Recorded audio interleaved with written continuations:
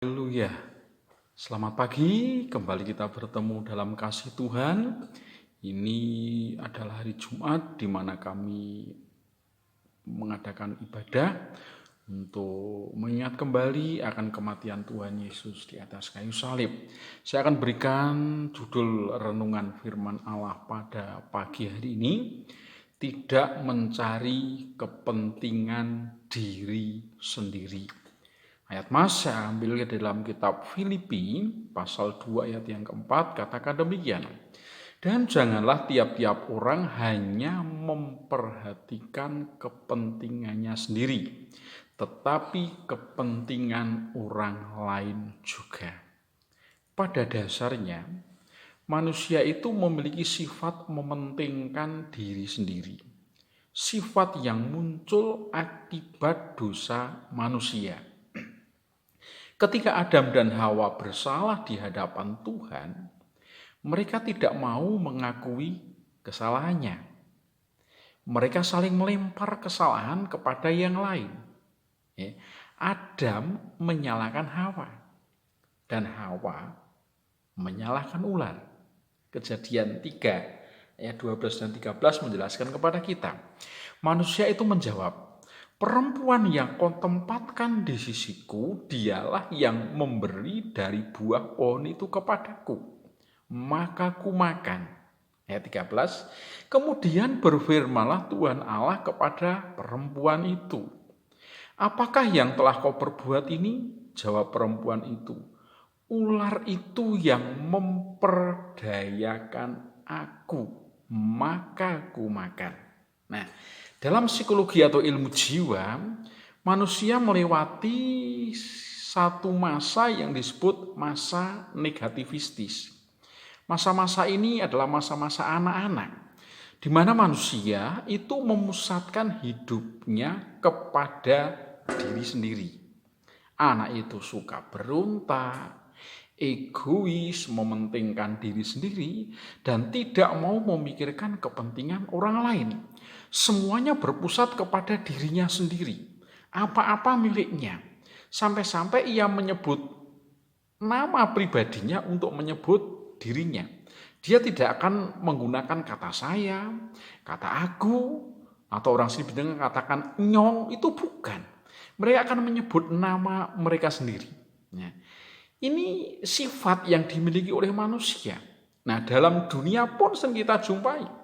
Ketika timbul masa sulit, maka banyak orang yang memborong bahan tertentu, menimbun satu benda, satu barang, dan berbagai tindakan yang merugikan kepentingan orang lain, sehingga orang lain sulit untuk mendapatkannya. Ini bukti bahwa manusia itu suka mementingkan diri sendiri. Nah, kita adalah orang-orang percaya. Kita bukan manusia biasa, tapi kita umat pilihan Allah. Kita yang sudah dibebaskan dari ikatan dosa, seharusnya mau belajar lebih baik lagi dari firman Tuhan. Tuhan Yesus itu memberikan sebuah teladan bagi kita tentang tidak mementingkan diri sendiri. Dan kita harus mengikuti. Supaya kita ini bisa mengikuti dengan baik, kita harus merubah pola pikir kita. Kita harus merubah perasaan kita, agar pikiran dan perasaan kita ini sama seperti yang dimiliki dalam Kristus Yesus. Kalau pikiran dan perasaan kita ini masih duniawi, masih kedagingan, maka tidak mungkin kita bisa meneladani apa yang dilakukan oleh Tuhan Yesus. Filipi 2 ayat 5 katakan demikian. Hendaklah kamu dalam hidupmu bersama menaruh pikiran dan perasaan yang terdapat juga dalam Kristus Yesus. Punya pikiran, punya perasaan yang terdapat dalam Kristus Yesus. Itu kunci supaya kita ini bisa hidup tidak hanya untuk kepentingan pribadi, tetapi juga memikirkan kepentingan orang lain, apalagi dalam sebuah kebersamaan. Ini sangat diperlukan bagi kehidupan kita. Ada beberapa hal yang dilakukan oleh Tuhan Yesus. Bagaimana ia dikatakan tidak mementingkan diri sendiri.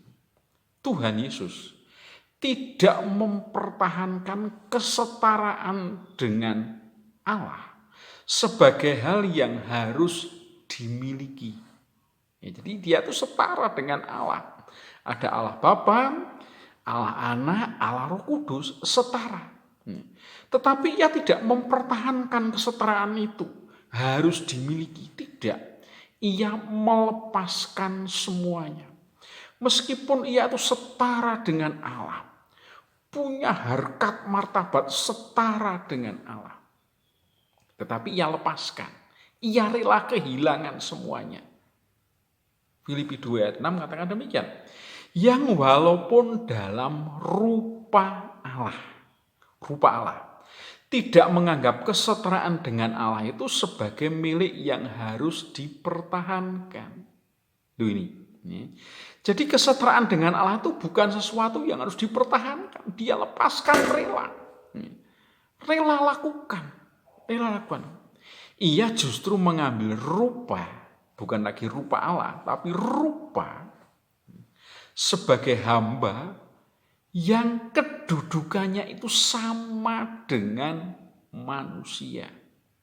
Semua kemewahan surga itu dilepaskan oleh Tuhan Yesus untuk menjadi sama dengan manusia. Ini keteladanan. Dan tidak banyak orang yang punya pikiran dan perasaan yang demikian.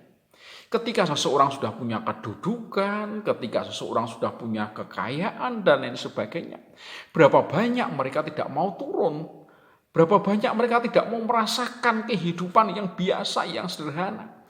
Mereka tetap berada di atas, mereka menikmati sendiri demi kepentingan mereka sendiri. Tapi Tuhan Yesus tidak. Ayat yang ke-7 dari kitab Filipi pasal yang kedua. Melainkan telah mengosongkan dirinya sendiri dan mengambil rupa seorang hamba dan menjadi sama dengan manusia. Ini Tuhan Yesus rela jadi sama dengan manusia. Untuk apa? Menolong manusia tentunya. Dan puncaknya, ia harus taat kepada Bapa di surga untuk melakukan rencana Bapa. Bayangkan, rencana ini rencana Bapa. Tetapi yang harus melakukan Tuhan Yesus. Makanya Tuhan Yesus luar biasa, dia rela lakukan. Ayat yang ke-8 dari Filipi pasal 2. Dan dalam keadaan sebagai manusia, ia telah merendahkan dirinya dan taat sampai mati. Bahkan sampai mati di kayu salib. Semudah itukah yang dilakukan oleh Tuhan Yesus? Kenapa dia demikian rela? Ternyata untuk bisa melakukan sedemikian rupa, Tuhan Yesus harus mengalami banyak perjuangan dan pergumulan. Tidak mudah. Sebab sebelum menanggung kematian di atas salib, kita melihat dalam firman Tuhan, ia mengalami pergumulan yang sangat berat. Injil Lukas 22 ayat yang ke-44 berkata demikian. Ia sangat ketakutan dan makin bersungguh-sungguh berdoa. Perhatikan, peluhnya menjadi seperti titik-titik darah yang bertetesan ke tanah.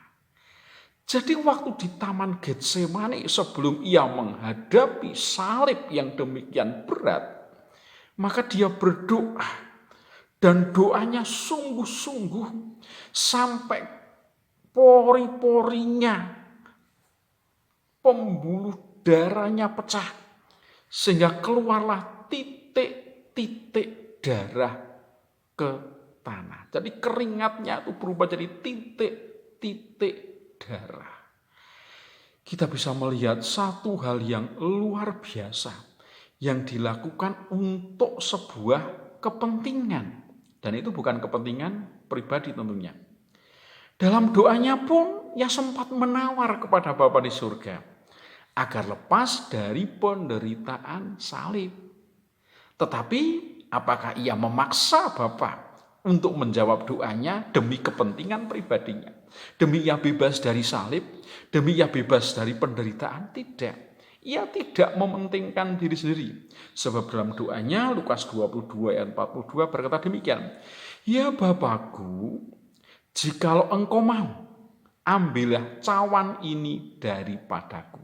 Jika engkau mau, dia berkata demikian. Ambillah cawan ini daripadaku. Sebab berat sekali. Ayat selanjutnya. Tetapi bukanlah kehendakku, melainkan kehendakmu lah yang terjadi. Cawan penderitaan salib Kristus ini sangat berat. Dan dia memohon kepada Bapa, kalau boleh, cawan ini ambil daripadaku. Berat Bapa. Tetapi apakah dia lalu tinggalkan semuanya? Lalu dia tidak taat? Tidak. Tuhan Yesus tidak mementingkan kepentingan pribadinya. Tetapi Tuhan Yesus menyerahkan kepada kehendak Bapa.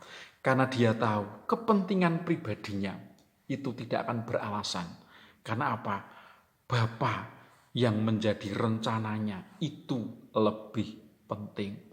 Tuhan Yesus menyerahkan kepada kehendak Bapa, bukan kehendak pribadinya. Ia bekerja dan menanggung semuanya bagi Bapanya, agar rencana menyelamatkan manusia bisa terjadi. Ia mengasihi kita sampai rela taat dan menderita di atas kayu salib.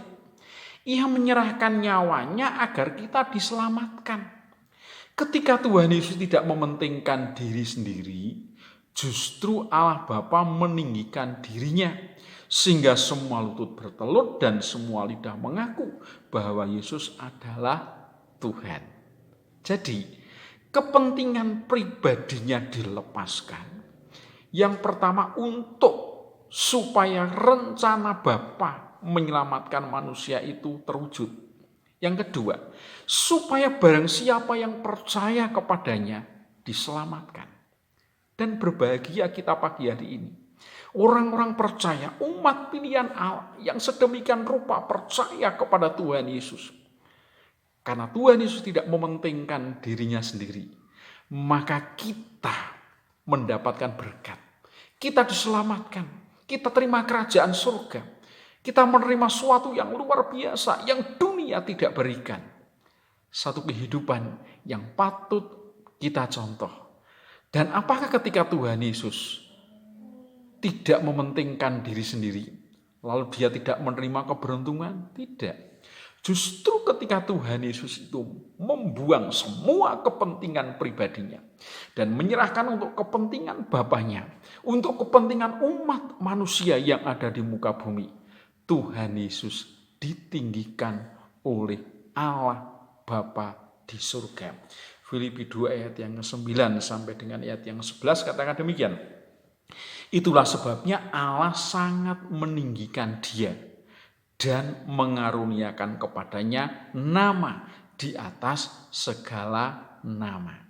Supaya dalam nama Yesus bertekuk lutut segala yang ada di langit dan yang ada di atas bumi dan yang ada di bawah bumi. Ayat 11, dan segala lidah mengaku Yesus Kristus adalah Tuhan bagi kemuliaan Allah Bapa. Ini luar biasa. Karena kepentingan pribadinya ditinggalkan semuanya. Keberuntungan menyertai. Iya, artinya bahwa ia ditinggikan oleh Tuhan Yesus sedemikian rupa. Nah, kita adalah anak-anak Tuhan. Teladan Tuhan Yesus itu luar biasa. Banyak orang takut mendapatkan kerugian ketika mengutamakan kepentingan orang lain. Mereka takut, mereka menimbun, mereka menyimpan. Orang lain tidak kebagian, tidak masalah. Yang penting dirinya punya. Itu manusia takut rugi. Ya. Tetapi firman Tuhan berkata, ketika kita hidup dalam kebersamaan, hidup dalam bersama, tidak mementingkan diri sendiri. menganggap yang lain lebih utama, ya. Saling mengasihi. Justru disitulah berkat Tuhan akan diperintahkan untuk datang kepada kita. Nah, hari-hari ini kita melihat kehidupan dunia yang sedemikian rupa. Dan kita juga melihat banyak orang-orang yang mementingkan dirinya sendiri. Mereka takut mendapatkan kerugian. Tetapi kita anak-anak Tuhan, mari kita belajar untuk juga melihat kepentingan orang lain juga. Jangan hanya memandang kepentingan diri pribadi, orang lain juga membutuhkan. Pemerintah sudah menghimbau sedemikian rupa, jangan mengabaikan. Atasan kita sudah menghimbau sedemikian rupa, jangan mengabaikan. Kita ikuti, kita turuti. Sebab bagaimanapun juga apa yang kita lakukan itu bukan berimbas pada diri kita sendiri, tetapi juga kepada orang lain yang mereka juga membutuhkan. Mari kita anak-anak Tuhan belajar tidak mementingkan diri sendiri, dan kita tahu berkat Allah akan menyertai kehidupan kita sekalian. Mari kita berdoa bersama-sama sebelum kita lanjutkan acara kita pada saat ini. Tuhan Yesus, kami bersyukur kepadamu Tuhan, karena Allah berkuasa atas kehidupan kami. Tuhan sudah meneladankan bagi kami untuk kami hidup tidak mementingkan diri sendiri, tetapi kami juga mengutamakan kepentingan orang lain, supaya orang lain tidak terganggu oleh kehidupan kita, supaya orang lain diberkati oleh apa yang kita lakukan. Oleh sebabnya Tuhan, kiranya Roh Kudus memampukan kami untuk kami boleh hidup bersama-sama dengan mengasihi satu dengan yang lain, hidup bersama-sama di dalam kerukunan, sehingga satu dengan yang lain kami saling membutuhkan, supaya nama Tuhan itu dipuji dan dipermuliakan. Tuhan bekerja dalam hidup kami. Kami juga berdoa untuk seluruh anak-anak-Mu Tuhan, karena Tuhan akan menolong mereka, Tuhan melingkupi, melindungi, bahkan kasih karunia Allah pun menutupi kehidupan anak-anak-Mu Tuhan dengan kuasa yang dari Tuhan. Berkati segala usaha pekerjaannya, berkati kehidupannya, berikan kesehatan, kekuatan, damai, sejahtera-Mu menyertai kehidupan mereka sekalian. Terima kasih Tuhan. Saat ini kita akan terima berkat Tuhan. Saudaraku yang dikasihi Tuhan, terimalah berkat anugerah dari Allah Bapa, kasih sayang dari Allah Sang Putra, persekutuan penghiburan Allah Roh Kudus menyertai kita sekalian mulai saat ini sampai selama-lamanya. Di dalam nama Tuhan Yesus Kristus kami sudah berdoa dan mengucap syukur. Haleluya. Amin. Selamat pagi, selamat beraktivitas. Tuhan Yesus